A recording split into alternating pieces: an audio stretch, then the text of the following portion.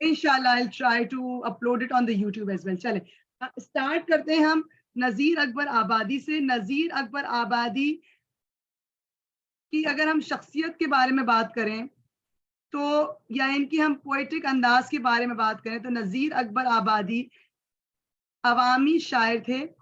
ठीक है, उन्होंने अवाम के मसाइल पर बात की. ठीक है, अवाम के पेचीदा मसाइल पर वो उन्होंने खास तौर पे बात की, और बहुत आसान और सहल अंदाज में, ताकि कारी, इसको कारी मीन्स पढ़ने वाला, इसको समझ सके और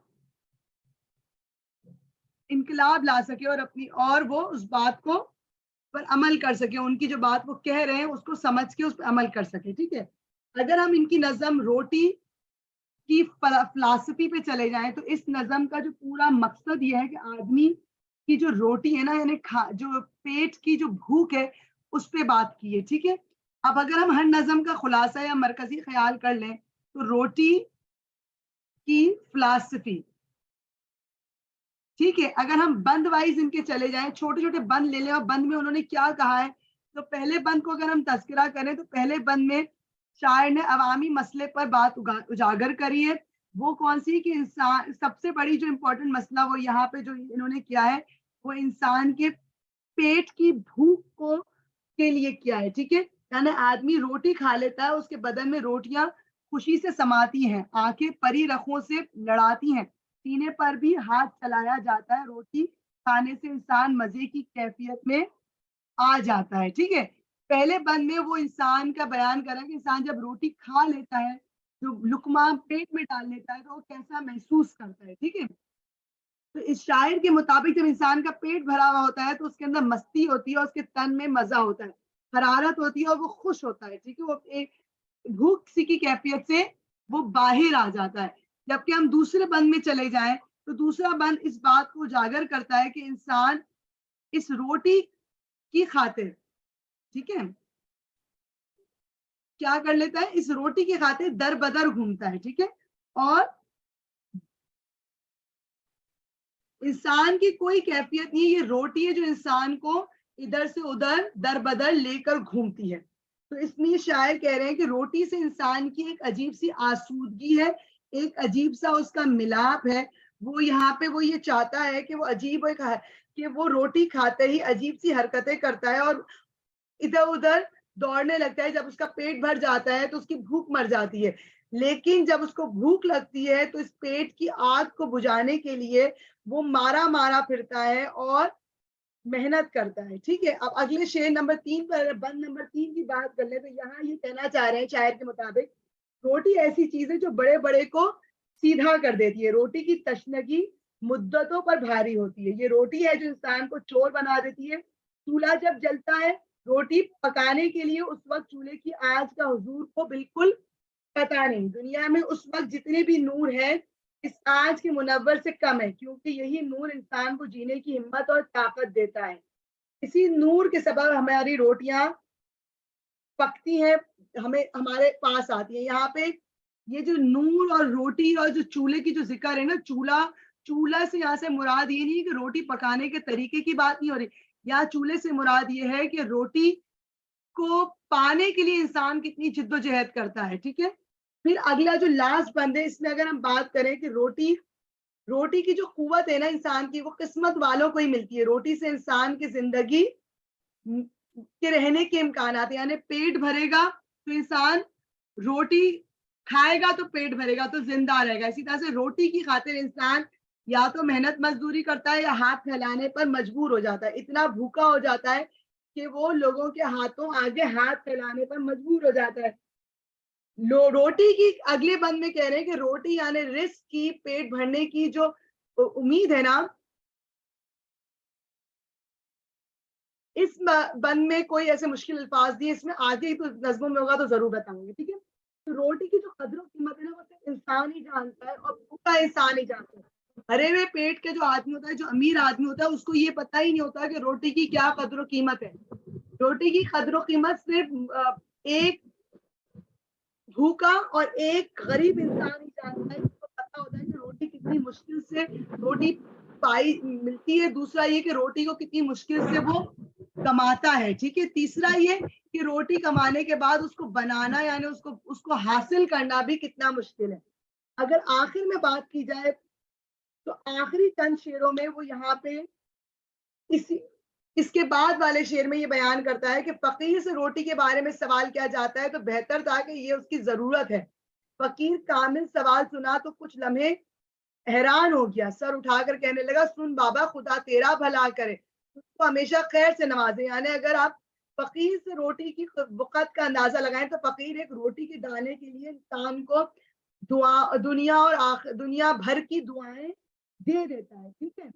फिर आगे अगर बयान करें तो इस बंद में एक जबरदस्त अंदाज से इन्होंने गरीब आदमी की हालत को बयान किया है कि वो जब उसके हाथ में रोटी आ जाती है तो वो किस अंदाज से खुश होता है। लेकिन वो गरीब आदमी जिसके पास खाने को रोटी नहीं होती, उसकी जो खाली पेट है, उससे उन्होंने मिसाल किसकी दी? कब्र की मिसाल दी कि जो पेट है वो कब्र की माने रूखा सूखा होता है, ठीक है।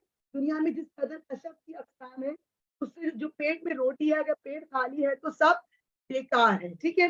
फिर अगले बंद में आ जाते हैं, बंद नंबर 8 को पढ़ रहे हैं हम कि रोटी जब आई पेट में शौकन घुल गई, गुलजार फूले आंखों में और ऐश तुल गए, वो तर नवाले पेट में जब आके ढुल गए, 14 तबक के जितने थे सब भेद खुल गए।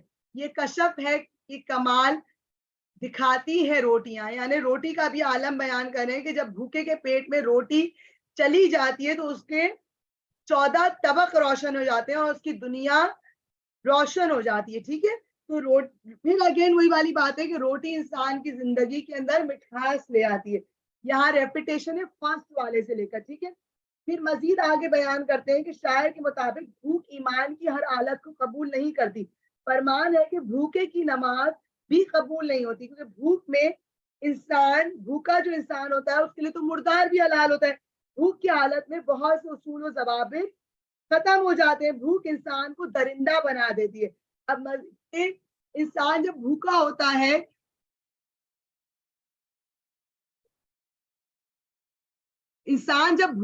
है, तो वो कुछ भी किसी भी तरीके से जानवर नुमा हो जाता है। जैसे शेर अगर भूखा होता है तो काट खाने को दौड़ता है ना।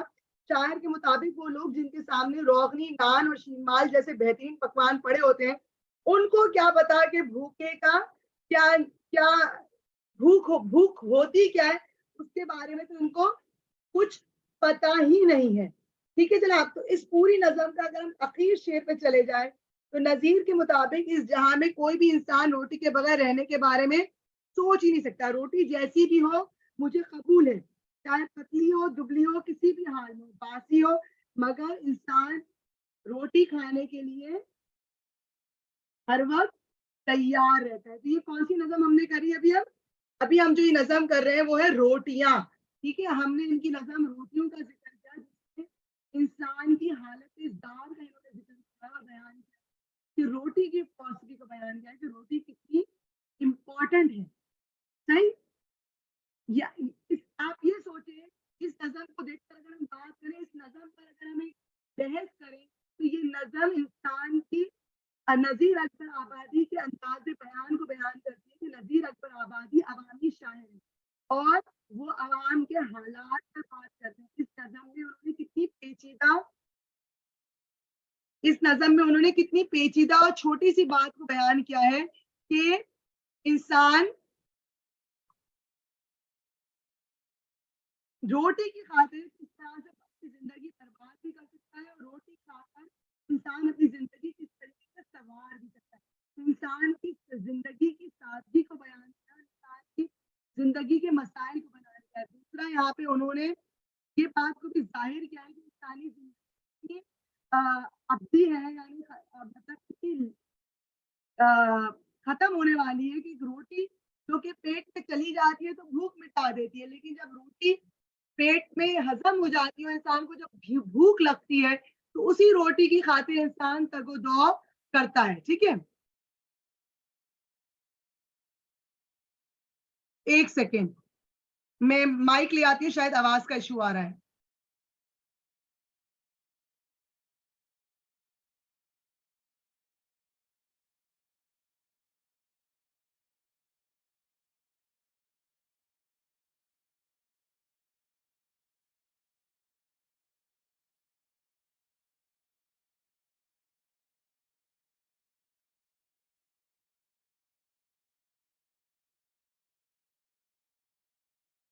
جی اب آئی گیس آواز کچھ کلیئر ہو گئی ہوگی آپ لوگوں کو. اچھا اسی نظم کو اگر بی پارٹ میں لے کر جائیں گے تو کیسے کریں گے میں بھی آپ کو سمجھا دیتی ہوں. اچھا اب میرا مقصد نظم سمجھانے کا اس لیے ہے کہ نظم سمجھا کے میں آپ کو یہ بات کلیئر کرنا چاہتی ہوں کہ نظم سمجھانے نظم میں سے آپ کس طریقے سے الفاظ کو پک کر سکتے ہیں, ٹھیک ہے, یعنی اشعار کو پک کر سکتے ہیں. اب اگلی کی نظم, اب ہم اس کو جلدی لے کے جائیں گے. ایک نظم پوری سمجھانے کا مقصد یہ تھا کہ کس طریقے سے وہ لکھتے ہیں. اب اگر اس نظم کا ہم خلاصہ کر لیں, یعنی ہم اس نظم کا مرکزی خیال کر لیں, تو کیا ہے اس نظم کا مرکزی خیال؟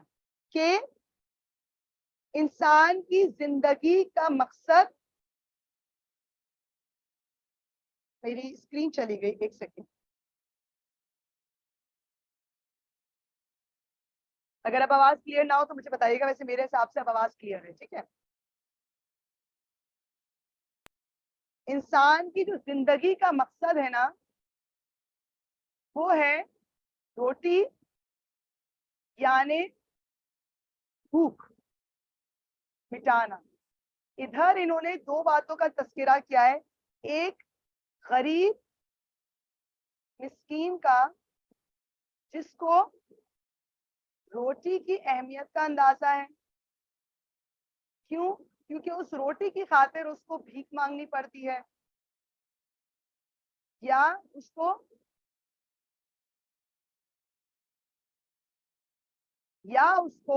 اس کی خاطر محنت کرنی پڑتی ہے. ٹھیک ہے. اس کے علاوہ اس نے ایک امیر کا ذکر کیا ہے. امیر کو کیا معلوم کہ روٹی کی کیا اہمیت ہے, ٹھیک ہے. چونکہ اس کو روٹی تھالی میں ملتی ہے, اس کو محنت مشقت نہیں کرنی پڑتی, اس لیے اس کے لیے روٹی بے معنی اور بے لوث سی ثابت ہوتی ہے, ٹھیک ہے. اگلی نظم پہ اگر ہم ان کے آ جائیں, وہ یہ کہتی ہے آدمی کی فلسفی. اب آدمی کی فلسفی کی نظم کو اگر ہم جلدی سے اسی طریقے سے اگر ہم شارٹ کر لیں, پھر ہم ان کے سوالات کی طرف آ جاتے ہیں, ٹھیک ہے. اگر آدمی کی فلسفی پہ چلے جائیں تو آدمی نامہ ہے. ایکچوئل میں یہ نظم ان کی آدمی نامہ ہے, جو کہ عوام دوست نظم ہے. اس میں وہ انسان, درمیانی طبقے کے انسانوں کی زندگی کو بہت اچھے انداز سے بیان کرتے ہوئے بیان کر رہے ہیں.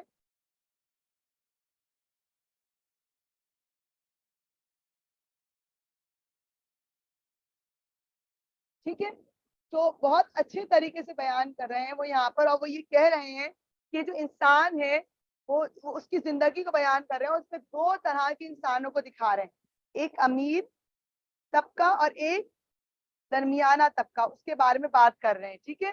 اب ان نعمتوں کا ذکر کر رہے ہیں جو اللہ تعالیٰ نے بندوں کو دی ہیں, ٹھیک ہے. امیر طبقے کے اور غریب طبقے, اور طبقاتی نظام کو بہت اچھے طریقے سے بیان کر رہے ہیں کہ جو غریب طبقہ ہے اس کو کس طرح سے محنت کر کے مشقت کر کے چیز حاصل کرنی پڑتی ہے, جبکہ جو امیر طبقہ ہے وہ جو بادشاہ جیسا طبقہ ہے وہ کیسے سامان اس کو میسر ہو جاتا ہے. اس کے علاوہ چونکہ یہ انقلابی شعراء میں سے شامل ہوتے ہیں جو کہ لوگوں کے اندر اس بات کو بتانا چاہتے ہیں کہ آپ جو غریب طبقہ ہے ان کو یہ بتانا چاہتے ہیں جو امیر طبقہ ہے وہ آپ کے حقوق کو پامال کر رہا ہے, تو آپ نے ان کو حقوق کیسے حاصل کرنے ہیں, ٹھیک ہے. یہاں تک بات کلیئر ہو گئی اس نظم کی. اب آ جاتے ہیں اگلی نظم پہ, وہ ہے دنیا دار المکافات, ٹھیک ہے. اس نظم کی اگر ہم بات کر لیں تو اس نظم میں بہت کلیئرلی اس بات کو انہوں نے واضح کیا ہے کہ جو دنیا ہے وہ مکافات عمل ہے, یعنی یہاں رہ کر انسان کو اپنے اعمال کا دنیا میں ہی صلہ مل جاتا ہے, ٹھیک ہے. اور اللہ کے اصول یہ ہے کہ وہ انصاف پسند ہے, وہ احسان کا بدلہ احسان سے, نیکی کا بدلہ نیکی سے, بدی کا بدلہ بدی سے لوٹا دیتا ہے, ٹھیک ہے. پھر آگے اگر آخر میں بات کی جائے تو یہاں کہہ رہے ہیں کہ جو دوسروں کو سکھ پہنچائے گا تو اللہ تعالیٰ اس کو سکھ پہنچائے گا, جو دوسروں کے ساتھ برا رویہ کرے گا تو اللہ تعالیٰ اس کے ساتھ برا رویہ کرے گا. تو اس آخر میں اگر ہم دیکھیں پوری بند میں اسی طریقے سے ساری نظم میں نذیر اکبر آبادی نے بہت اچھے انداز سے بیان کیا ہے کہ اس دنیا میں کس طریقے سے انسان کو اس کا صلہ ملتا ہے, ٹھیک ہے. اگر اخیر میں اس کا نچوڑ دیکھ لیں تو یہ کہتا ہے کہ انسان عقل و شعور رکھتا ہے, ٹھیک ہے, اور انسان کو یہ بات مان لینی چاہیے جو زندگی ہے وہ انمول ہے, وہ ایک ہی بار ملی ہے, یہاں پہ خوشی غم وغیرہ سب چیزیں شامل ہیں. اور ادھر یہ اس بات کو بھی واضح کر رہے ہیں کہ اللہ کی دی ہوئی تمام نعمتوں کا ہمیں شکر ادا کرنا چاہیے, کیونکہ یہ نعمتیں ہم نے نہیں حاصل کری, اللہ تعالیٰ نے ہمیں دی ہیں, اور ہمیں اس میں غرور نہیں کرنا چاہیے. ٹھیک ہے, خود پر ناز اور غرور نہیں کرنا چاہیے, بلکہ ان نعمتوں کا شکر ادا کرنا چاہیے, کیونکہ یہ نعمتیں ہم نے نہیں بلکہ اللہ نے ہمیں دی ہیں. اس کے علاوہ یہاں پر یہ بات واضح کر رہے ہیں کہ ہمیں صراط مستقیم پر چلنا چاہیے, یعنی سیدھی راہ پہ چلنا چاہیے جو کہ اللہ تعالیٰ نے ہمیں عطا کی ہے, تاکہ چونکہ یہ دنیا دار المکافات ہے, اس لیے ہمیں اس دنیا کے تمام کیا کرنا چاہیے, تمام چونکہ دنیا دار المکافات اور ہمیں اس کا احسان ملے گا, اللہ تعالیٰ انصاف دینے والے ہیں, تو چونکہ ہمیں دنیا میں ہمارا ریوارڈ مل جانا ہے, تو ہمیں کیا کرنا چاہیے کہ ہمیں اچھے اخلاق, اچھے انداز, اچھی زندگی گزارنی چاہیے, اور آپس میں رواداری کے ساتھ زندگی گزارنی چاہیے. ٹھیک ہے, یہاں تک بات کلیئر ہے. اب اس نظم کو لے کر اگر ہم سوال پہ چلے جائیں تو جا سکتے ہیں. چلیں جی, ہم یہاں سے ہم سوال کی طرف جاتے ہیں. ہم ایک آدھ سوال یہاں سے ہم دیکھ لیتے ہیں کہ ہمیں کیا سوالات ہمارے لیے حاضر ہیں. ہم 2015 کا ایک سوال کر رہیں گے, اکتوبر نومبر کا. ٹھیک ہے, یا 17 کا کر لیتے ہیں, بلکہ ایک کام کرتے ہیں. اوہو سوری,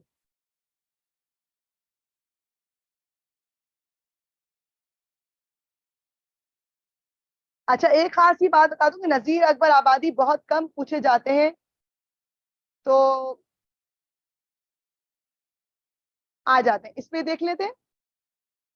اچھا ویسے تو یہ سوال ان کیس اگر یہ سوال اس میں نہیں آتا, 25 نمبر والے سوال میں آ جاتا ہے. چلے 25 نمبر والا سوال نکال لیتے ہیں, ورنہ سوال یہ ہوگا کہ مس ہم اس کو کیسے لکھیں.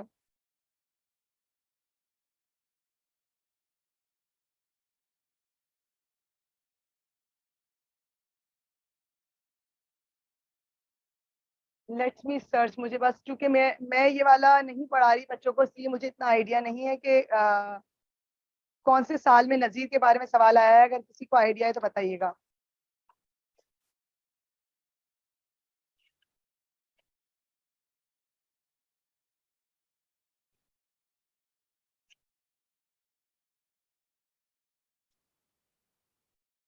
اگر ہم اسی نظم کے بارے میں بات کر لیں, ایک منٹ, نہیں یہ والا سوال چھوڑ دیتے ہیں, چلے ہم اینڈ میں چلتے ہیں.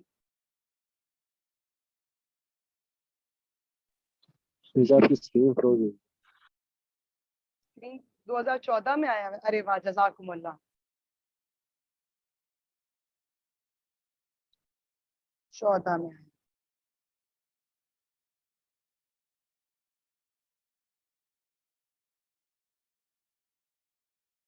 زبردست. 2014, کیا نذیر کو موجودہ دور کا شاعر کہیں گے؟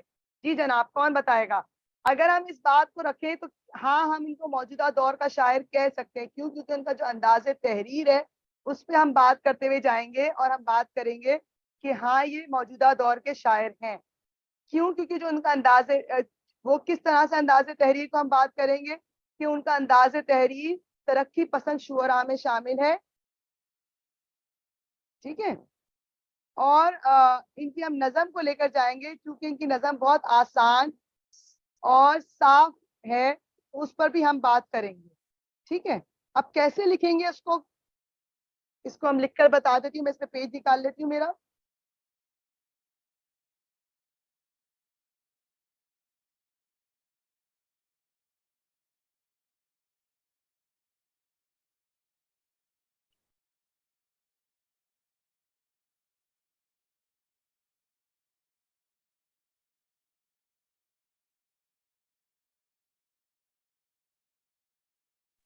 مس اس سوال میں کیا ہم ساری نظموں کا لکھیں گے نذیر کی؟ ہاں دیکھیں, یہ اب آپ پہ ڈپینڈ کرتا ہے کہ آپ ساری نظموں کو دیں گے یا کچھ نظموں کو دیں گے. ٹھیک ہے, اب آ جاتے ہیں. اگر ہم اسی سوال کو اٹھا لیتے ہیں, یہ سوال ہمارے سامنے موجود تھا, سوال بھی ہم ایک طرف لکھ لیتے ہیں اور پھر ہم اس کو دیکھ لیتے ہیں. ٹھیک ہے, اب آپ پہ ڈپینڈ کرتا ہے کہ اب آپ کس انداز سے ان کو بیان کریں گے اور کس انداز سے اس کو لے کر جا رہے ہیں. سب سے پہلی بات, میں اس بات پہ نہیں جاتی, مجھ سے اکثر بچے سوال کر رہے ہیں. ہاں یہ بھی کہہ سکتے ہیں. ٹھیک ہے جی, میں نے اسکرین روکی ہوئی تھی کیونکہ میں اس پہ بات نہیں کر رہی تھی. ٹھیک ہے, اچھا اب اگر ہم آ جاتے ہیں کہ مس کیا ہم شاعر کی زندگی کے بارے میں لکھیں؟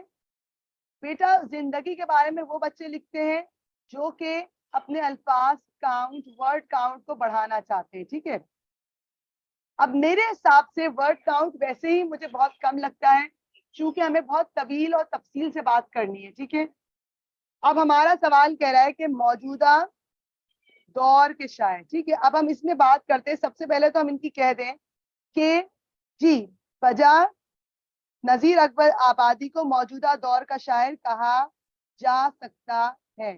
ٹھیک ہے, اس کی وجہ کیا ہے؟ کیونکہ ان کی نظمیں زندگی سے قریب اور انہوں نے زندگی کا مشاہدہ, اب میں اس میں ساری باتیں نہیں لکھوں گی, صرف پوائنٹس لکھوں گی. ٹھیک ہے, زندگی کا مشاہدہ بہت بہترین عمدہ انداز سے کرتے ہوئے اپنی شاعری میں خوبصورت الفاظ کا چناؤ کرتے ہوئے آسان سادہ زبان میں استعمال کرتے ہوئے انسان کی سوچ کے مطابق اس کو تحریر کیا ہے یا اس کو تراشا ہے. ٹھیک ہے, اس کو لکھا ہے. ٹھیک ہے, یہاں ہم نے یہ ابتدا دے دی, یہ ہمارا ویری فرسٹ سینٹینس ہو گیا اس کے بارے میں. ٹھیک ہے, اب ہم آ جاتے ہیں ان کی نظموں کے بارے میں. اب ہم ایک ایک نظم لیں گے اور اس پر بات کریں گے. ٹھیک ہے, اب ہم بات کریں گے جیسے کہ ان کی نظم آدمی کی فلسفی ہے جس میں انہوں نے روزمرہ زندگی کے واقعات کو انتہائی خوش اسلوبی سے بیان کرتے ہوئے انسانی مسائل پر بات کی ہے. ٹھیک ہے, یہ بات آپ نے کری, آپ نے ایک اس پر بند دیا, شیر دے دیا چھوٹا سا یا بند دے دیا, جو آپ کو مناسب لگے, جو آپ کی بات کو ریلیونٹلی اس کو لے کر جائے. پھر آپ آ جائیں گے کہ نذیر اکبر آبادی کو یا نذیر کو اگر ایک وائز یا معلم کہا جائے تو غلط نہ ہوگا. ٹھیک ہے, کیوں؟ کیونکہ انہوں نے کیا کرا ہے, انہوں نے اپنی انسانی ضمیر کو جگانے کی کوشش کی ہے, اپنی طرز تحریر سے انسانی زندگی کو جگانے کی کوشش کی, اور ان کو اس بات پر باور کروایا ہے کہ وہ اپنے مسائل, معاشرتی مسائل اور معاشرتی معاملات کی اصلاح کریں. پھر آپ اس پر ایک بند لکھیں گے اور چھوڑ دیں گے. ٹھیک ہے, یہاں آپ نے دونوں بندوں کی بات کر لی, دو اس میں سے دے دیے. پھر آپ آئیں گے کہ نذیر اکبر آبادی کی نظم دنیا دارالمکافات میں انہوں نے بہترین, ان کی نظم دنیا دارالمکافات ایک شاہکار نظم ہے جس میں انہوں نے اپنی بات کو باور کروایا ہے, اس بات کو باور کروایا ہے کہ زندگی کے تمام مسائل اور واقعات کو انتہائی سچائی اور ایمانداری سے قلم بند کیا ہے, اور انہوں نے اس نظم میں بھی انسانی اس بات کو انسان کو اس بات سے آگاہی دلائی ہے کہ دنیا دارالمکافات ہے, اور یہاں جو انسان دوسروں کے ساتھ جس طریقے سے زندگی بسر کرتا ہے اس کو وہ چیز ویسے ہی اس کا صلہ مل جاتا ہے. تو آپ اس کا ایک پوائنٹ لکھ دیں گے. ٹھیک ہے, نہیں نذیر کل کے لیے امپورٹنٹ نہیں ہے, لیکن چونکہ آ سکتا ہے تو یہاں ہم اس پہ ایک مکمل بات کریں گے. ٹھیک ہے, اس طریقے سے آپ ایک آدھ اور سیمپل دے کر آپ بات اینڈ کریں گے, لیکن کنکلوژن کی اگر بات کی جائے تو اینڈنگ میں بھی آپ اس بات کو دہرائیں گے, اس بات کو واضح کریں گے کہ نذیر اکبر آبادی ایک عوامی شاعر ہے.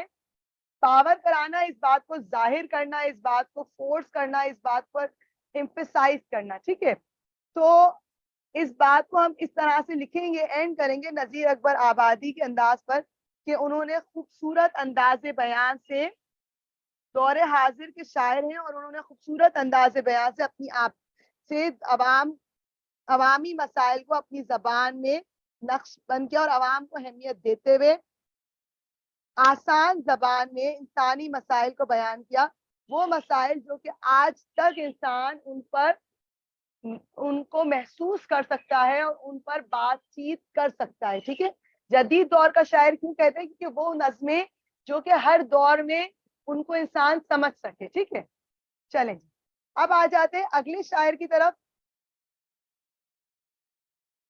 جو کہ بہت امپورٹنٹ شاعر ہیں، جن کو ہم علامہ اقبال کہتے ہیں.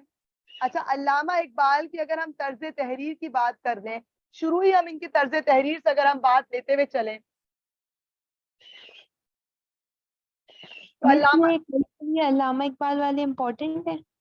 جی، علامہ اقبال تو ہر سال ہی بہت امپورٹنٹ ہوتے ہیں اور اس سال تو ان کی بہت ہی اہمیت ہے. ٹھیک ہے، اب اگر ہم سے بچے پوچھتے ہیں کہ مس علامہ اقبال کو ہم لے کر جائیں تو جی بیٹا، علامہ اقبال بہت ضروری ہے. اور علامہ اقبال کی زندگی کے بارے میں لکھنے سے بہتر ہے کہ علامہ اقبال کی شاعری کے بارے میں بہت کچھ لکھا جائے.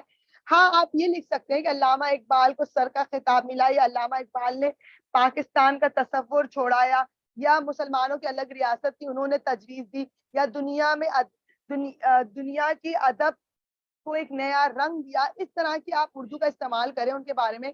آپ ان کا بتائیں کہ ان کو عظیم شاعر کا خطاب ملا. آپ یہ ضرور بیان کر سکتے ہیں کہ وہ ایک مفکر تھے.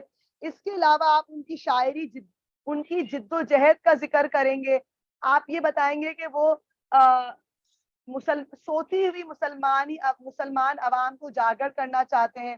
اس کے علاوہ آپ ان کی شخصیت پہ بات کریں گے کہ وہ عوام سے بھی محبت کرتے تھے، اپنی قوم سے محبت کرتے تھے.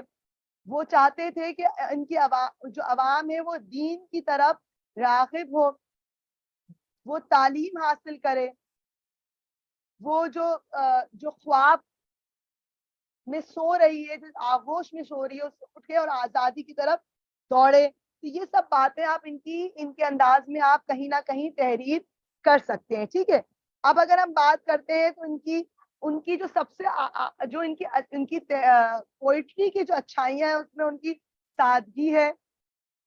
ٹھیک ہے، پھر سادگی میں آسان الفاظ کا چناؤ.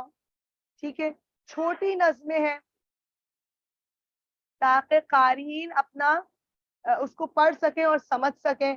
پھر انہوں نے اپنی تمام تقریباً شاعری میں تشبیہ کا ذکر کیا ہے. تشبیہ مینس ایگزامپل دیے، ریفرنسز دیے. ٹھیک ہے، اس کے علاوہ انہوں نے تمام شاعری میں انسان کو دین کی طرف راغب کیا ہے. ٹھیک ہے، اس میں انہوں نے مرد مومن سے ذکر کیا ہے، اللہ سے ڈرایا ہے. ٹھیک ہے، اگر ہم بات کریں ان کی مزید آخری میں اگر ہم ان کی بات کریں تو یہ عالمانہ افکار کا خزانہ ہے، قوت فکر و عمل کا سرچشمہ ہے، اعلیٰ درجے کی منظر نگاری کرتے تھے اور خواب دیدہ جو عوام ہے اس کو بیدار کرنے کے لیے انہوں نے زبردست انداز میں محنت کی، کوشش کی، جدوجہد کی. اور اس کا سبق یہ ملتا ہے کہ عوام بیدار ہو چکی ہے. تو ان پہ ایک زبردست انہی کا اپنا شعر ہم ڈالیں گے. ہزاروں سال نرگس اپنی بے نوری پہ روتی ہے، بڑی مشکل سے ہوتا ہے چمن میں دیداور پیدا. یہ ضرور آپ ان کے بارے میں تحریر کریں گے. دیٹ از یہ ان کی شعر و شاعری پر یہ شعر ہر جگہ موضوع رہے گا. ٹھیک ہے، اب اگر ہم ان کی نظموں کے بارے میں تھوڑا سا لے کر جائیں تو ان کی 3 نظمیں جو بہت امپورٹنٹ ہیں اور بہت معنی رکھتی ہیں. یا تو ان کی 6 نظمیں ہمارے پاس، جی آپ کہیں سے بھی کوئی بھی شعر کسی شاعر کے بارے میں لے سکتے ہیں. آپ کوئی ریفرنس کاپی کر سکتے ہیں، کوئی کوٹیشن کاپی کر سکتے ہیں اگر آپ کسی شاعر کی پوئٹک انداز پہ بات کر رہے ہیں. میں نے میرے بچوں کو جوش کے بارے میں دیا ہے تو ان پر علامہ اقبال نے کچھ کہا ہے، کچھ جملے گئے تو اس کے بارے میں ہم کہہ سکتے ہیں. ٹھیک ہے، اچھا ہم آ جاتے ہیں یہاں پر جی مس نوٹس میرے ایکچوئل میں لکھے ہوئے نہیں ہے، لیکن میں کوشش کروں گی کہ میں آپ کو چیدہ باتیں کہیں پہ تحریر کر دوں. ٹھیک ہے، اگر نوٹس ہوتے تو میرے پاس ریکارڈنگز بھی ہوتی آف کورس. ٹھیک ہے، تو وہ بھی میسر نہیں تھی، اسی لیے میں نے آپ لوگوں کے لیے ایک لائیو پروگرام کیا کہ بچے مجھ سے بار بار سوالات پوچھ رہے تھے. میرے لیے اس گروپ میں جوابات کنٹینیوسلی دینا ایک ڈیفیکلٹ ٹاسک ہو گیا تھا اور میں ریکارڈنگ کرنے کی کوشش بھی بے انتہا کری لیکن میں نہ کر سکی. اور چونکہ میرا وعدہ تھا کہ میں آپ لوگوں کی مدد کروں گی تو میں آپ لوگ کے لیے حاضر ہوں. بیٹا آواز گونجے گی، پنکھے سے پلیز بند کر دیں. ٹھیک ہے، چلیں. سرگشتے اس کی پہلی جو ان کی نظم ہے سرگزشت آدم. ٹھیک ہے, اب اس پہ اگر ہم آ جاتے ہیں تو ان کا جو پہلا بند ہے, چونکہ اگر ہم سمپل بات کریں تو ہم اس نظم پہ اگر ہم ڈائریکٹلی لے کر جائیں تو ہم اس نظم پہ اگر ڈائریکٹ بات کریں تو آدم سے مراد یہ ہے کہ جی ریکارڈنگ ہو رہی ہے, ٹھیک ہے, آدمیت پہ بات کی جائے تو آدمیت پر اس کی اگر ہم بات کریں تو انہوں نے حضرت آدم علیہ السلام کی پہ بات کی ہے. ٹھیک ہے, اگر ہم اس کی تشریح کو اگر ہلکا سا دو بند کو ہم لیں گے تشریح کے حساب سے, تاکہ آپ کو اگر اس میں سے کسی کی تشریح آ جائے تو آپ کر سکیں. ٹھیک ہے, علامہ اقبال بحیثیت فلاسفر, مفکر اور قوم کے بانی ہیں. آپ نے اپنے عالمگیر آپ نے اپنے انداز بیان سے امت مسلمہ کے سوئے ہوئے جذبات کو جھنجھوڑا ہے. ٹھیک ہے, اب یہاں اس بند میں انہوں نے حضرت آدم کی زبانی اپنے عروج و زوال کی داستان بیان کی ہے. فرماتے ہیں کہ حضرت آدم کو جب جنت سے نکالا گیا تو انہوں نے زمین کو اپنے مسکن بنایا تو ان کو عجیب و غریب کیفیات سے دوچار ہونا پڑا. حضرت آدم اپنی غربت و کم مائگی کی داستان بڑھاتے ہوئے فرماتے ہیں کہ جب میں نے حکم الہی سے روح گردانی کی تو اپنا عہد توڑ دیا تو مجھے جنت سے بدر کر دیا گیا, یعنی نکال دیا گیا. میں نے شیطان کے بہکاوے میں آ کر جو ممنوع شجر تھا وہ کھا لیا. یوں اپنی عقل و شعور پر ناز کرتے ہوئے مجھے جنت سے ہاتھ کھونا پڑ گیا. حضرت آدم کی زبانی ان کی کہانی بیان کرتے ہوئے فرماتے ہیں کائنات کو جاننے کی جستجو میری اندر تھی, گویا میں نے ستاروں پر کمندیں ڈالنے کی صحیح کی اور میری تباہ کو کسی سو قرار نصیب نہ ہوا. یعنی میں نے دنیا حاصل کرنے کی خاطر جو جنت تھی وہ کھو دی اور مجھے کہیں پر بھی قرار محسوس نہ ہوا. اگر ہم اخیر کی بات کریں, اس نظم کی اخیر پہ چلے جائیں تو اخیر میں آئے تو مزید یہاں یہ فرماتے ہیں کہ جب سائنسدانوں نے دنیا یہ ثابت کیا کہ زمین میں ساکن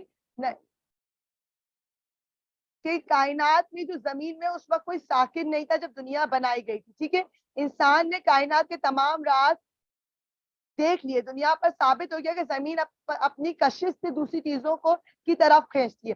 انسانی عقل اس بات کو ثابت یہ کر لیتی کہ اس نے پانی سے بجلی بنا لی, دنیا کو ہی جنت بنا دیا. انسان نے اس نظم کے آخر میں انسان نے اپنی تمام عقل و دانش کو بروئے کار لا کر آسمان کی وسعتیں اور زمین کی گہرائیوں کے راز افشاں کر لیے. وہ انسان جس نے انسانی کائنات کو تخلیق کیا, انسان یہ نہ جان سکا کہ اس کی زندگی کا راز کیا ہے, کائنات کی تخلیق کا راز کیا ہے. تو اس کی تخلیق کا اصل راز یہ ہے کہ وہ اپنے آپ کو پہچانے اور اپنی ہستی کو پہچانے. جب وہ اپنی ہستی کو پہچانے گا تو آٹومیٹکلی وہ اللہ کی طرف جائے گا. جب وہ اللہ کی طرف جائے گا تو وہ دنیا کی تمام نعمتوں کو پا لے گا. ٹھیک ہے, اب اس کو اگر ہم خلاصہ یا سمرائز کریں تو یہاں پہ حضرت آدم کی زبانی شروع کیا کہ جنت کا واقعہ بیان کیا اور اللہ سے جو ان کی غلطی ہے اس کو بھی بیان کیا. ٹھیک ہے, آخر میں وہ انسان کو بتاتا ہے یا بتانا چاہ رہے ہیں کہ اپنے آپ کو پہچانو, ماضی سے سبق سیکھو اور اپنے مستقبل کو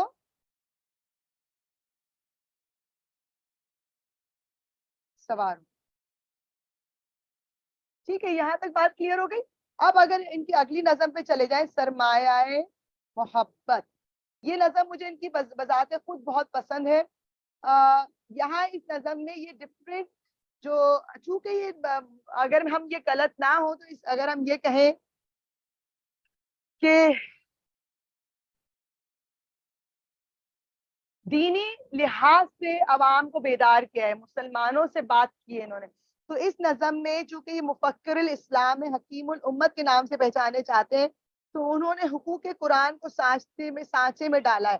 محنت مزدوری کرنے والے کو یہ باور کرایا ہے کہ اللہ تعالیٰ اس کا دوست ہے, لہٰذا آپ محنت کرو اور اللہ تعالیٰ آپ کو ساتھ دے گا. ٹھیک ہے, یہاں انہوں نے اپنا پیغام حضرت خضر علیہ السلام کے انداز سے بیان کیا ہے کہ جو لوگوں کو راستہ دکھانے پہ موجود ہے تو وہ یہ کہتے ہیں کہ مزدور کے لیے جاگنا اور اپنے حقوق کے لیے آگاہی حاصل کرنا ہی سب سے امپورٹنٹ بات ہے.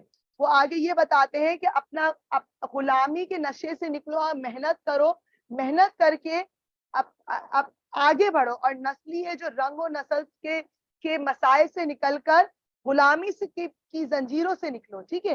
مزید یہ عام انسان کو یہ کہہ رہے ہیں کہ شخصیت پرستی سے بہتر یہ ہے کہ زندگی کو کہ جو سرمایہ ہے جو اللہ تعالیٰ نے آپ کو جو چند وقت دیا ہے, اس میں محنت کرو, مزدوری کرو, اور لوگوں کے آسیب یا لوگوں کے فریب میں نہ آؤ, بلکہ اپنی سادگی سے, اپنی محنت اور مشقت سے آگے بڑھو.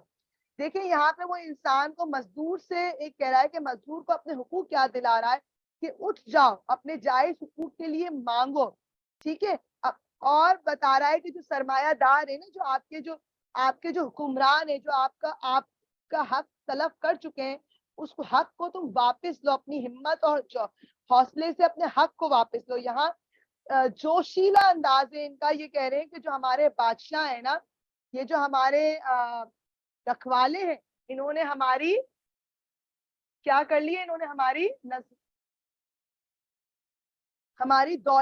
حقوق حق تلفی کری, اس حقوق کو ہمیں واپس لینا ہے. جہالت کے اس دور سے ہمیں نکل کر ماضی کی داستانوں کو یاد کر کے ہمت کر کے آگے بڑھو اور عمل پیرا ہو, اپنے ہتھیار اٹھا لو, اپنے حقوق کی حفاظت کرنا سیکھو. اس پوری نظم میں اس نے مسلمانوں کو اس پروانے سے تشبیہ دی ہے کہ جو ایک شمع کے گرد چکر لگاتے, اپنی جان سے ہاتھ دھو بیٹھتے. تو انسان کو چاہیے کہ اپنے خوابدیدہ صلاحیت کو جگائے, اللہ کی دی ہوئی نعمتوں کا فائدہ اٹھاتے ہوئے اپنی ذات پر بھروسہ کرتے ہوئے یقین کرے اور اعتماد کرے اور ترقی کی راہ پہ آگے نکل جائے. اصل مقصد اس نظم میں انسان کو بیدار کرنا ہے. پہلے تو انہوں نے انسان کو مزدور سے ظاہر کیا اور بولا کہ محنت میں عظمت ہے. ٹھیک ہے. پھر انہوں نے انسان کو اس جگنو یا آپ یہ کہو کہ شمع پروانے سے تشبیہ دی کہ جو ایک شمع کے ارد گرد دوڑتا ہے. تو وہ کہتے ہیں شمع کے ارد گرد دوڑنے سے بہتر ہے خود اعتمادی پیدا کرو اور اپنے آپ پر, اپنی ذات پر بھروسہ کرو, کسی اور پر بھروسہ نہیں کرو, خود پر بھروسہ کرو. اور اٹھ بان کمر کیا ڈرتا ہے, پھر دیکھ خدا کیا کرتا ہے. یہ آپ شعر یہاں لگا سکتے ہیں. ٹھیک ہے. چلے اب اگلی نظم پہ آ جاتے ہیں. جاوید نامہ, جاوید کے نام, یعنی یہ خود کو یہ خط لکھ رہے ہیں, یہ نظم لکھ رہے ہیں. ٹھیک ہے. اب اگر اس کا ہم خلاصہ کر لیتے ہیں بہت جلد, کیونکہ بہت چھوٹی سی نظم ہے. اس نظم میں انہوں نے خود ہی کے ذریعے انسانوں کو اس بات کی تلقین کی کہ اے جوانوں, اپنے جو صلاحیتیں ہیں نا ان کو بیدار کر کے بروئے کار لا کر ہمت اور حوصلے سے کھڑے ہو جاؤ اور محنت کرو. اور یہاں انہی کا اپنا شعر اگر ہم لگائیں, ہاتھ ہے اللہ کا بندہ مومن کا ہاتھ, غالب و کار آفری کار کشار کار تار. یعنی آپ ہمت کرو, آپ محنت کرو, اللہ تعالیٰ آپ کے لیے ہر وقت موجود ہے. ٹھیک ہے. اللہ کی رضا حاصل کرو اور اپنی صلاحیتوں کو بروئے کار لاتے ہوئے انجام تک پہنچ جاؤ. اب آ جاتے ہیں اس کے حساب سے, کوئی مس ریفرنس بتا دیں, کوئی آپ پیپر بتا دیں. تو 2017 کا پیپر اگر آپ کو یاد ہو تو ہم کر رہے تھے آن لائن میں,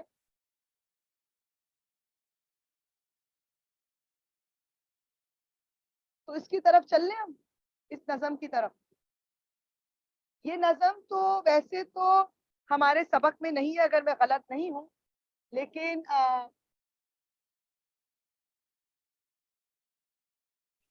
ہم علامہ اقبال کی شاعری کے پر بات کر سکتے ہیں.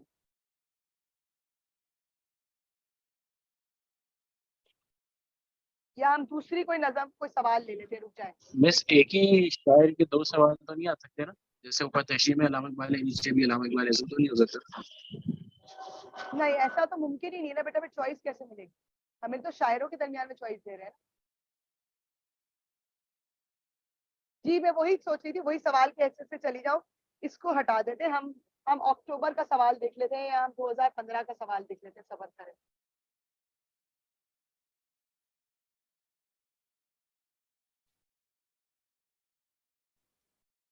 ہاں چلے ہم آ جاتے ہیں علامہ اقبال کا سوال.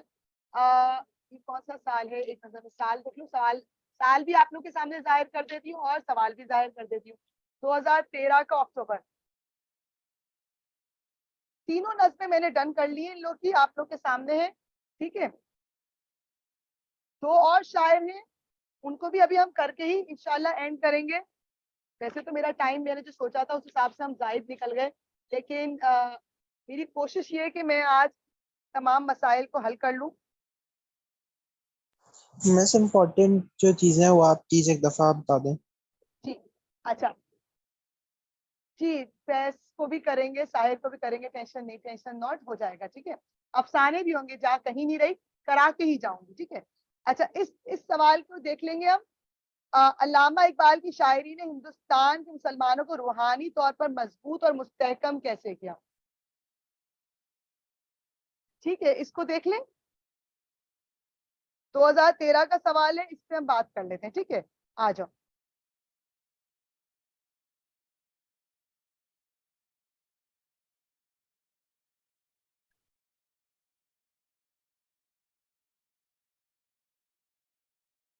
اچھا, ابتدا کیسے کریں گے بھائی؟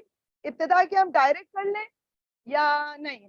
ہم علامہ اقبال کی زندگی میں بالکل بات نہیں کریں گے. یہ بات آپ مجھ سے میرے ساتھ رہ کے آپ علامہ اقبال کی زندگی یا ان کے بچپن کے بارے میں لکھتی بھی نہیں نظر آؤں گی. میں ابتدا کروں گی ان کے انداز بیان سے. میں کہوں گی شاعر مشرق, مفکر اسلام, علامہ اقبال کی شاعری نے نہ صرف بر صغیر کے لوگوں کو بلکہ پوری دنیا کے مسلمانوں کو روحانی طور پر مضبوط اور مستحکم کرنے کے لیے ایک کردار ادا کیا ہے. ٹھیک ہے, انہوں نے جو مسلمان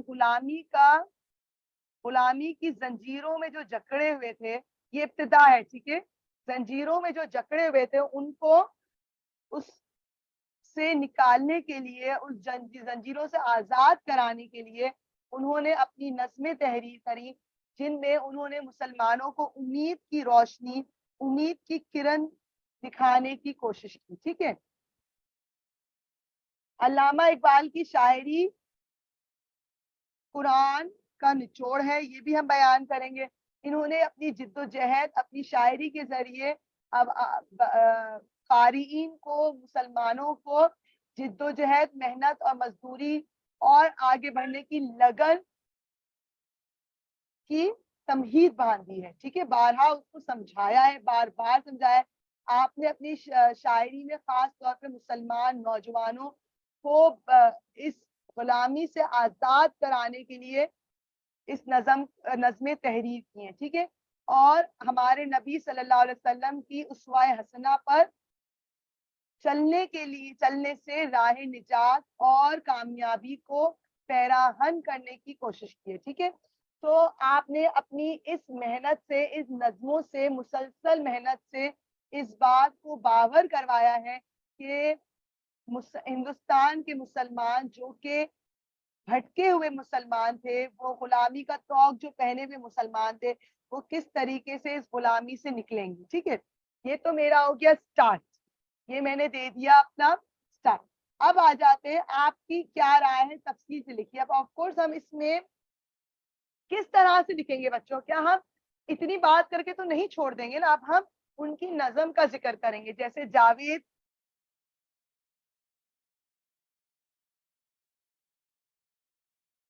کیا نظم ہے, جاوید کے نام کا ذکر کریں گے. پھر آپ لائیں گے کہ انہوں نے, اقبال نے جاوید کے نام نظم میں مسلمانوں سے مخاطب ہوتے ہوئے اپنے صفات کو بروئے کار لانے کی ترغیب دی ہے, اور اس زمانے کے جو مسلمان جو غریب مغرب سے متاثر تھے ان کو اس بات سے متاثر ہوتے تھے, ان کو اس بات سے باور کروایا, اس بات کی بار بار تمہید باندھی ہے کہ وہ ان کی پیروی کرنے کے بجائے ہمارے نبی کی پیروی کریں, ان کی اسوہ حسنہ کی پیروی کریں. ٹھیک ہے, تقلید کی روش سے تو بہتر ہے خودکشی, رستہ بھی ڈھونڈ, خضر کا سودا بھی چھوڑ دے. یہاں آپ جو ان کی جو نظم ہے اس کا آپ لیتے ہوئے اپنی پوائنٹ لکھیں گے. جو ان کی جو پچھلی نظم ہے اس میں سے میں نے یہ شعر اٹھایا اور آپ اس کو بتائیں گے. ٹھیک ہے, پھر آپ یہ بیان کریں گے کہ انہوں نے کس طریقے سے یہ نظم اپنے بیٹے کے نام, یعنی علامہ اقبال نے خود یہ نظم اپنے بیٹے کے نام لکھتے ہوئے اس کو یہ بیان کیا. پھر آپ اس میں سے ایک شعر لکھیں گے اور کہیں گے کہ کہ خدا اگر دل فطرت شناس دے تجھ کو سکوت لالا و گل سے کلام پیدا کر. اب اس شعر کو آپ لیتے ہوئے جائیں گے. بولے کہ اس نظم جاوید کے نام میں انہوں نے اپنے بیٹے کو بات کرتے ہوئے یہ کہا کہ وہ عشق حقیقی کے میدان میں بروئے کار لیا اور اپنے دل کو اللہ کے محبت سے بھر دے تو اللہ تعالیٰ اس کو دنیا کی آسانیاں عطا فرمائے گا. ٹھیک ہے, یہاں تک بات اگر امید کرتی ہوں کلیئر ہو گئی تو ہم آگے چلیں. پھر ہم اس کے علاوہ اگلی جو نظم, ان کی ہر نظم کو لیتے ہوئے جائیں گے. اسی سوال کا اگر ہم اینڈ کریں گے نا تو اس کا اینڈ ہم بہت اچھے انداز سے کریں گے کہ علامہ اقبال کی شاعری اسلامی دنیا کے لیے ایک مثال کے طور پہ صاحب ہوئی ہے. ان کی شاعری نے مسلمانوں کو شاندار ماضی, انہوں نے اپنے ماضی سے متاثر کر کے انسان کو ان کو مستقبل کی طرف دھکیلا ہے. ان کو اس بات سے باور کروایا ہے کہ علم و حکمت سے مسلمان آگے بڑھ سکتے ہیں. جو بھٹکے ہوئے مسلمان ہیں ان کو دین کی روشنی سے روشناس کراتے ہوئے, جو غلامی کی زنجیروں کو توڑ کر خود اعتمادی حاصل کا جذبہ حاصل کر کے ملت کو جوش کا جذبہ حاصل کیا ہے. ٹھیک ہے, پھر آپ اس میں ان کے خود اس کو ضرور لکھیں گے اینڈ میں کہ اقبال کو معلوم تھا کہ اس حرکت سے غافل جو مسلمان جو خواب آغوش میں سوئے ہوئے ہیں وہ غافل ہیں. ان کو اپنی شناخت باور کرانے کے لیے انہوں نے اپنے انداز بیان میں, اپنے انقلابی انداز بیان میں عوام سے یوں مخاطب ہوئے, خودی کو کر بلند اتنا کہ ہر تقدیر سے خدا بولے, خدا بندے سے پوچھے کہ پتا تیری رضا کیا ہے. مزید آپ یہ بھی بیان کر سکتے ہیں کہ انسان کو یہ بھائی چارہ پیدا کرنے کے لیے انہوں نے اپنی نظم میں یوں بیان کیا, ایک ہو مسلم حرم کی پاسبانی کے لیے نیل کے ساحل سے لے کر تاب خاک کا شیر. ٹھیک ہے, یہاں تک میں امید کرتی ہوں علامہ اقبال بھی آپ لوگوں کے لیے بالکل کلیئر ہو چکے ہوں گے. اب ہم چلتے ہیں فیض کی طرف. فیض کو ہم تھوڑا سا بالکل انداز سرسری سا لے کر جائیں گے. ٹھیک ہے جی بیٹا, آپ کوئی بھی شعر دے سکتے ہیں اگر آپ ان کی پوئٹک انداز پہ بات کرتے ہیں. وائی ناٹ, جیسے ابھی میں نے 3 اشعار دیے ہیں تو وہ ہو گئے. ٹھیک ہے, امپورٹنٹ بات ہی تو بتا رہی نا بیٹا. امپورٹنٹ بات یہ ہے کہ علامہ اقبال آپ بہت غور سے کر لیں. ٹھیک ہے, بہت انہماک سے پڑھ لیں. چونکہ آپ لوگوں کو مشکل لگ رہی ہے تو میں کہوں گی اب آپ علامہ اقبال ہی پڑھیں. ٹھیک, اچھا اب ہم فیض احمد اور علامہ اقبال کے علاوہ کون سے امپورٹنٹ ہیں؟ سب سے امپورٹنٹ جو ہے وہ اس وقت علامہ اقبال ہے, پھر طاہر ہے. ٹھیک ہے, طاہر رضوانی. ٹھیک ہے.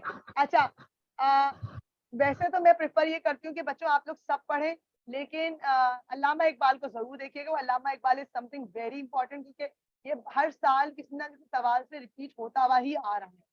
ٹھیک ہے, اب فیض احمد فیض کو اگر ہم اوپری طور پہ پڑھ لیں, ان کے انداز بیان کو ہی پڑھ لیں, تو فیض احمد فیض کے 2 چلے ہم تھوڑا سا فیض کو لکھ بھی لیتے ہیں تاکہ اگر کسی کو ہر بچہ سن کے نہیں کر سکتے. جب میں بات کرتی ہوں تو میں لکھتی ہوں تو مجھ سے لکھا نہیں جاتا, یہ میرا انداز ہے.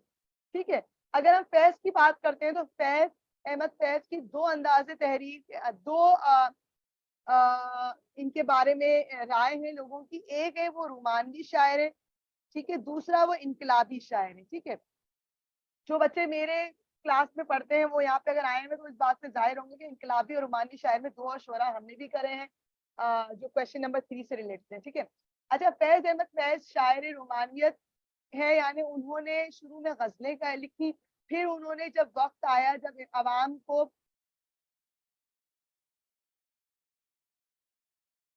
ٹھیک ہے کسی بھی شاعر انہوں نے جب وقت آیا, جب عوام کو انڈیپینڈنس کی دور کے بعد یا انڈیپینڈنس کے دور کے وقت جب عوام کو انقلاب کی ضرورت تھی, اپنے خواب بیداری سے ضرورت تھی, تو ایسے سارے جو شاعر تھے ترقی پسند شعراء میں شامل ہوتے ہیں جنہوں نے رومانوی شاعری اور حقیقی جو غزلیں ہیں اس سے ہٹ کر انسانی زندگی پر بات کری, انسانی زندگی کے مسائل پر بات کی.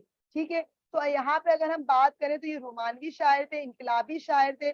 اس کے علاوہ وہ وطن پرست شعراء میں شامل ہے, یعنی وہ لوگوں سے محبت کرتے تھے اور ان کے مسائل پر بات کرتے تھے. ٹھیک ہے, عوام کی محنت اور مزدوری پہ بات کرتے تھے. یہ سارے عوامی شاعر کہلا سکتے ہیں، لیکن عوامی شعراء میں سب سے زیادہ جو حیثیت رکھتے ہیں وہ ساحر اور فیض رکھتے ہیں. ٹھیک ہے، ان کی جو اسلوب بیان ہے وہ خوب تھا، انہوں نے بہت زبردست اچھے چناؤ سے الفاظ کا استعمال کیا ہے.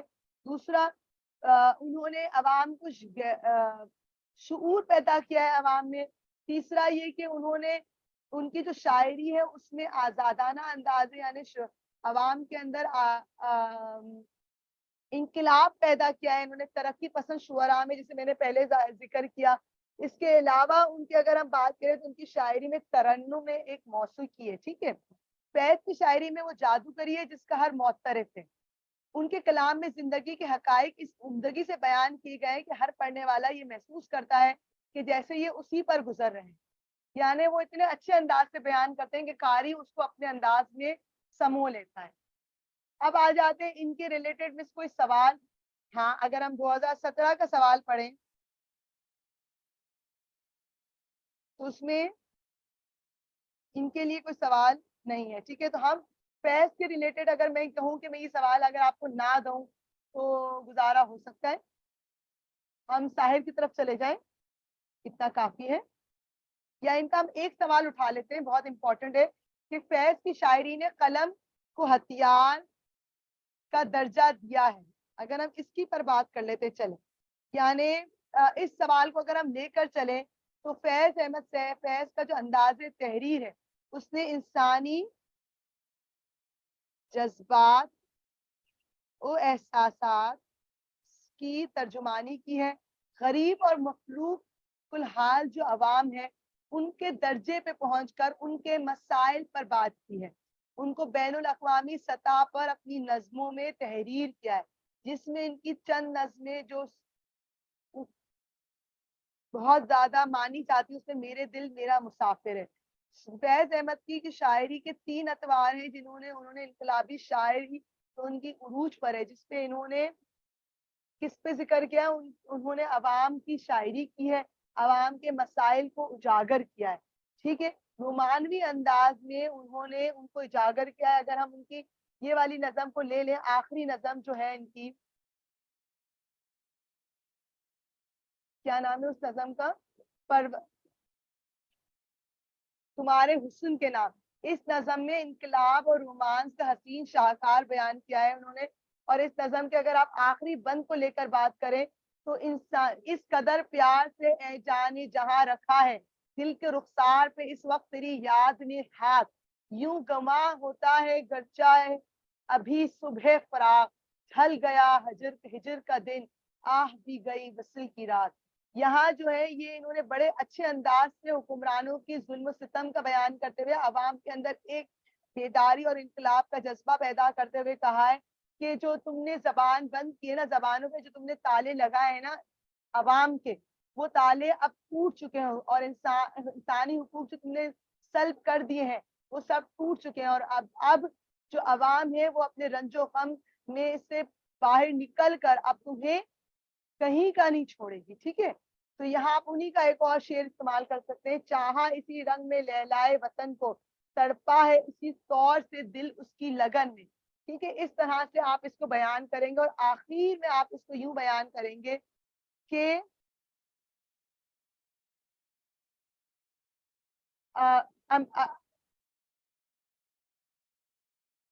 فیض احمد فیض کی جو انداز تحریر ہے اس میں رنج و علم دکھ ہے نظر آتا ہے، بلکہ وہ امید اور امید برپا کرتے ہیں آزادی کی لہر میں. وہ انقلابی شعراء میں شامل ہیں.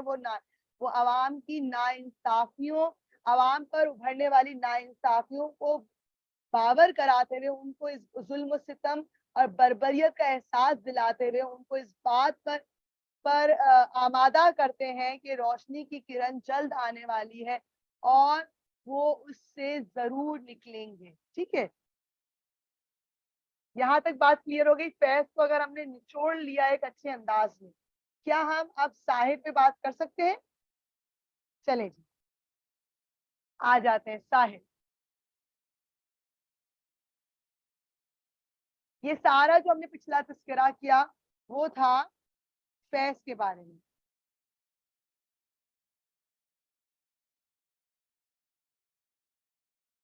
ساحر لدھیانوی کا ہم ذکر کر لیتے ہیں. ساحر لدھیانوی کا جو مین مقصد تھا نا زندگی کا وہ انقلاب تھا, انقلاب تھا اور صرف انقلاب تھا. ٹھیک ہے, وہ عوام کو, جو ان کی جو غریب عوام تھی نا, ان کو اجاگر کرنا چاہ رہے تھے. کس پر؟ جاگیردانہ دور پر. ان کا جو مقصد زندگی تھا وہ جاگیردانہ دور کے خلاف تھا.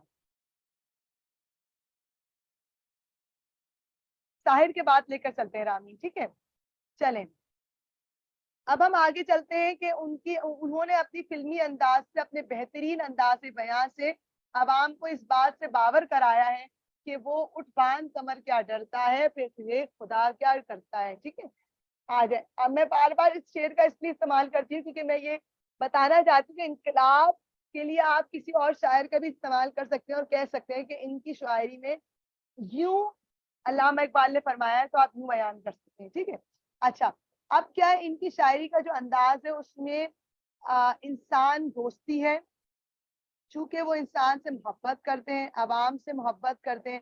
ان کی شاعری میں ایک منظر نگاری ہے. ٹھیک ہے, انہوں نے انسان کو میں جدید انداز تحریر سے, یعنی تشبیہات کا استعمال کرتے ہوئے, تشبیہ کا استعمال کرتے ہوئے انہوں نے انسانی زندگی کو ہر پہلو سے بیان کیا ہے, ڈفرینٹ مضامین کو بیان کیا ہے انہوں نے اپنی شاعری میں.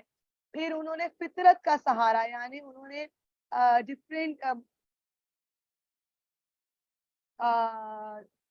کیا کہیں گے, جو زندگی کے پہلو ہیں ان کو فطرت سے انسانی مسائل کو بیان کرتے ہوئے بیان کیا ہے دلکش انداز سے. ٹھیک ہے, تو ان کی جو پہلی نظم تاج محل ہے اس کو اگر ہم لے کے چلتے ہیں تو تاج محل ان کا ایک شاہکار ہے جس میں انہوں نے محبت کرنے والوں کی طرف شہنشاہ کے خلاف اعلان جنگ کا ذکر کیا ہے. یہاں انہوں نے اگر اس نظم کا ہم خلاصہ کریں تو شہنشاہیت اور عمارت کے خلاف طنز کے نشتر بہائے ہیں. ٹھیک ہے, اس نظم میں انہوں نے عمارت, اگر ہم تاج محل پہ چلے جائیں تو ٹھیک ہے, عمارت پہ ذکر کیا ہے. جو امیر لوگ ہیں, جو محلوں میں رہتے ہیں, جن کو غربت کا اندازہ نہیں, یا وہ امیر یا وہ تاجر یا وہ جاگیردار جو کہ اپنے محلوں میں گم ہیں, جنہوں نے غریبوں کا حق مارا ہوا ہے, جن پہ ظلم و بربریت طاری کی ہوئی ہے, اور جو ان کے سینوں پر وہ خنجر ڈبوئے ہوئے ہیں اور ان کے خون پسینے کی جو کمائی ہے ان کو وہ چوس رہے ہیں. ان عمارت کی بنیادوں میں ان غربا کا خون شامل ہے. انہوں نے تاج محل کو ان عمارات تشبیہ دیا ہے جس میں غریبوں کا خون شامل ہے. ٹھیک ہے, پھر یہاں وہ تلقین کر رہے ہیں ان امیروں کے, تم کیا سمجھتے ہو کہ ان خوبصورت عمارات میں تم چھپ جاؤ گے؟ نہیں. یہاں ان کو یہ بیان کر رہے ہیں کہ جلد ایک وقت آئے گا کہ یہ غریب لوگ ہمت سے کام لیں گے اور تم سے تمہاری یہ چھین لیں گے. ٹھیک ہے, جبکہ دنیا کے لاتعداد افراد محبت کے سچے جذبات سے سرشار ہیں. آخری شعر. ٹھیک ہے, اگلی نظم پہ اگر ہم چلے جائیں ان کی کبھی کبھی,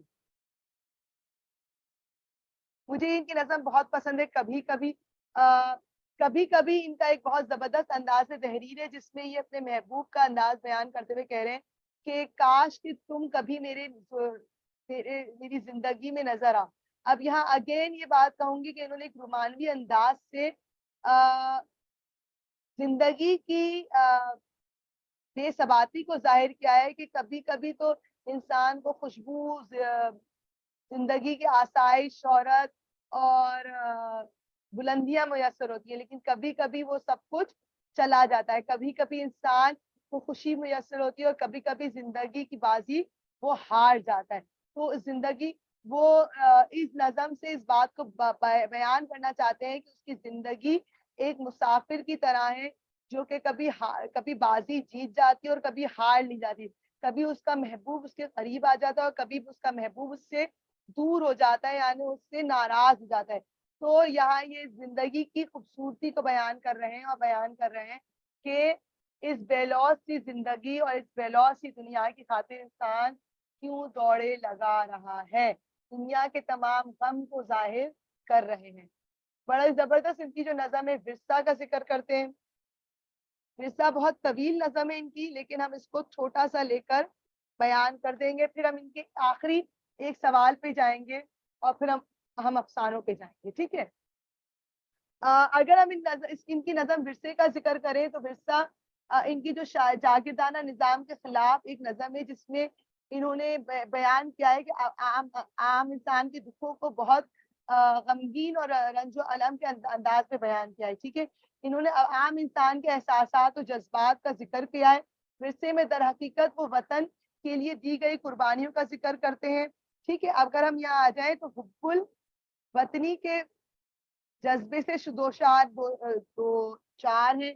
फिर यहाँ वो अवामुन नास की जबान से बात कर रहे हैं, ठीक है।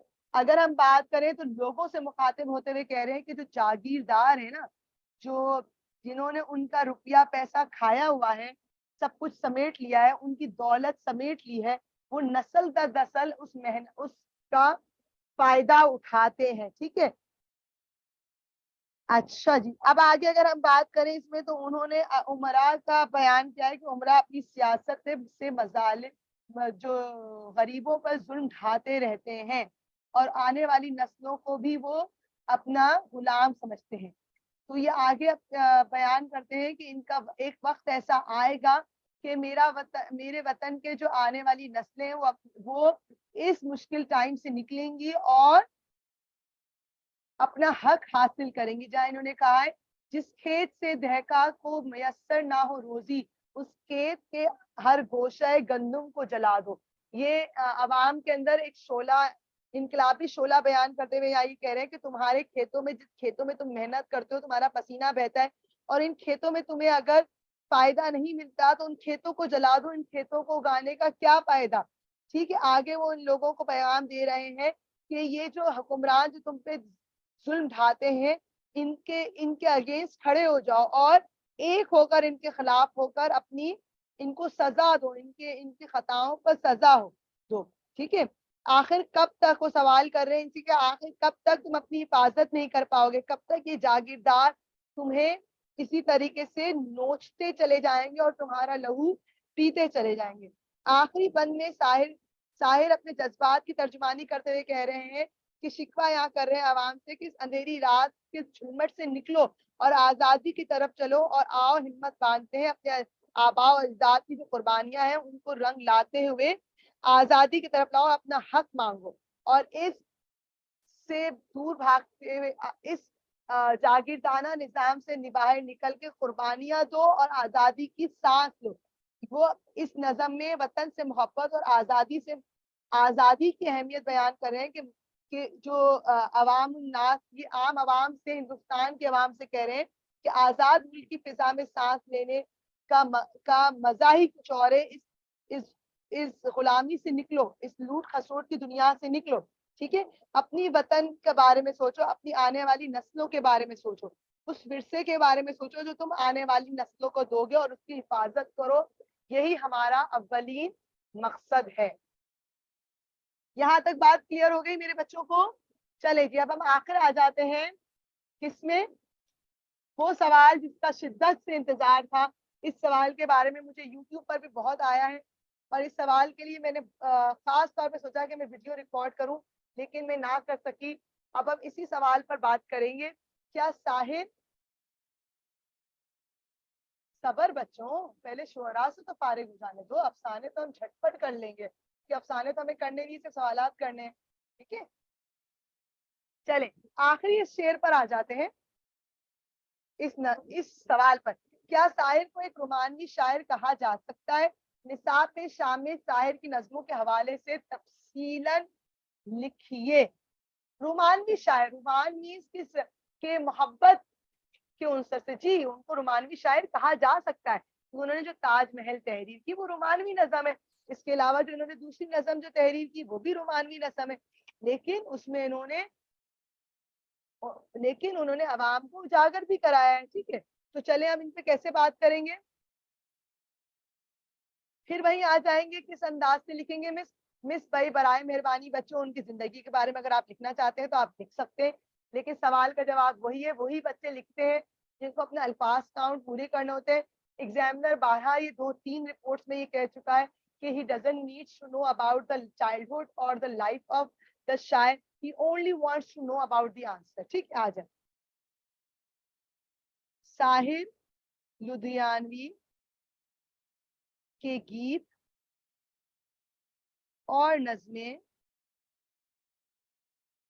अपने अल्फाज और जज्बात के लिहाज से मंजर निगारी की भरपूर अक्कासी करती हैं. साहिर लुधियानवी का अंदाज़े बयां इनकलाबी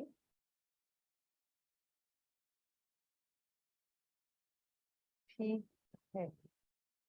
वो सोज़ो हम और रोमानी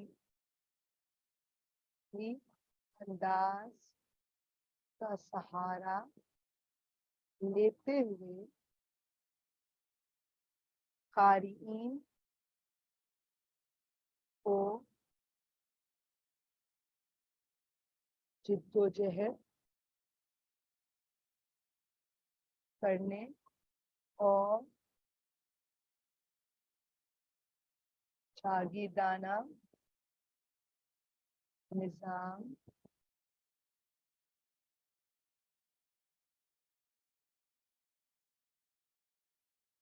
से यके खिलाफ खड़े होने की तलकीन करते हैं. ठीक है. उनकी शायरी में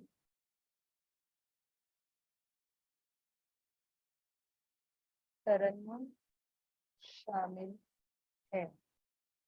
वो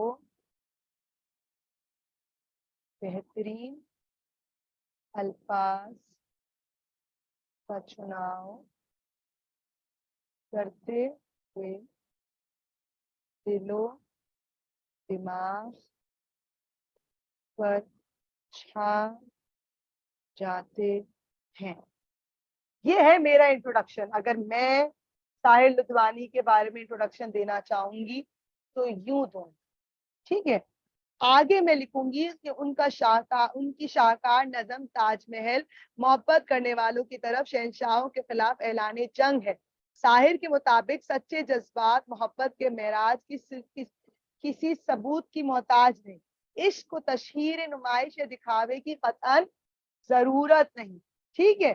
तो शहंशाह अपनी दौलत के बलबूते पर अपनी मोहब्बत के सबूत के तौर पर दुनिया के उजूबों में इजाफा कर सकते हैं, लेकिन एक गरीब और मुफलिस इंसान जो नातवा है, जो रोटी रोटी के लिए तरसता है, वो किस तरह अपने जज्बात की सदाकत का ऐलान करेगा.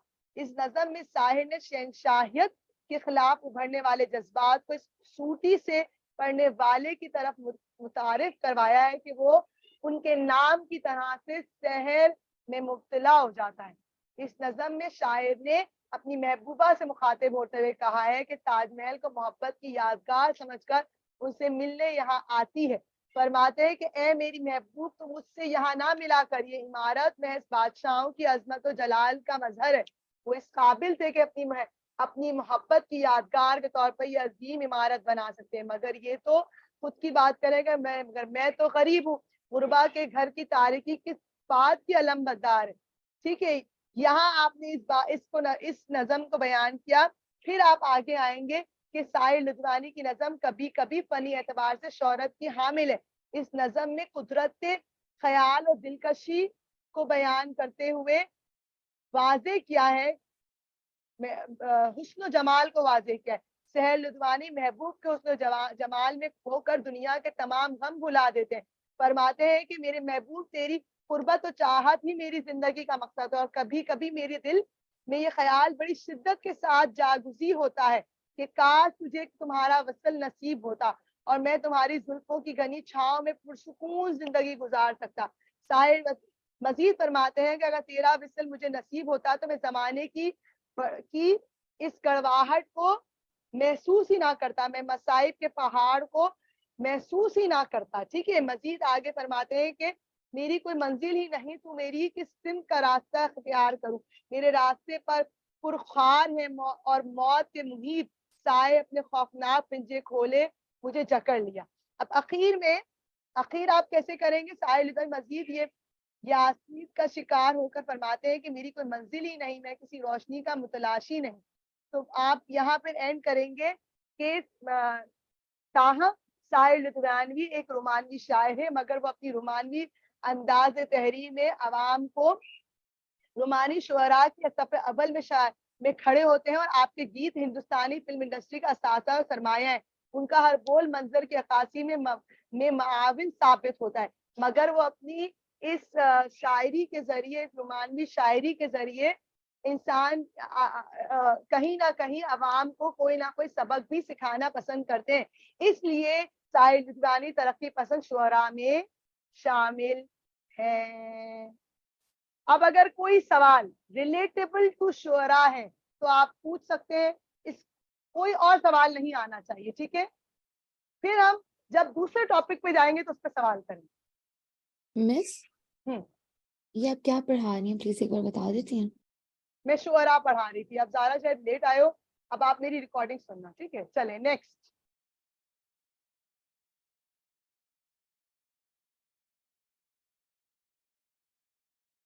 دو منٹ کا وقت دوں گی سوالات و جوابات کا. ڈن, نو کوشچن, کلیئر. چلیں لیٹس موو آن ٹو افسانہ. ہاں جی, اچھا سوال ہے ماہم جی. اب اگر ہم ایٹریبیوٹس کی بات کر لیں, دو امپورٹنٹ پوائنٹس میں نے بتا دیا آپ کو, علامہ اقبال اور ساحل. اچھا, ایٹریبیوٹس کی اگر بات کر لیں تو نذیر اکبر آبادی کا جو ایٹریبیوٹ, علامہ اقبال, فیض اور ساحل لدھیانوی, ان تینوں کا ایک ہی ایٹریبیوٹ ہے کہ وہ عوام, سوتی ہوئی عوام کو اجاگر کرنا چاہتے ہیں. نذیر اکبر آبادی کیا کرتے ہیں, وہ عوامی مسائل پہ بات کرتے ہیں, ان سے ان کو مسائل بتا کر ان کو اجاگر کر رہے ہیں کہ ان مسائل کا حل نکالیں. علامہ اقبال کا انداز بیان یہ کہ وہ دین کی تعلیم دے کر اللہ کی طرف اجاگر کر کے مسلمانوں کو اجاگر کرنا چاہ رہے ہیں, سوئی ہوئی عوام کو. فیض احمد فیض کا انداز تھوڑا سا رومانوی ہے, تھوڑا سا انقلابی ہے, جبکہ ساحل لدھیانوی بھی رومانوی اور انقلابی انداز پہ بات کرتے ہیں. کلیئر ہو گیا؟ چلیں اب آگے چلتے ہیں. میں یہاں ریکارڈنگ سٹاپ کر کے نئی ریکارڈنگ کروں گی افسانوں کے لحاظ سے. ٹھیک ہے,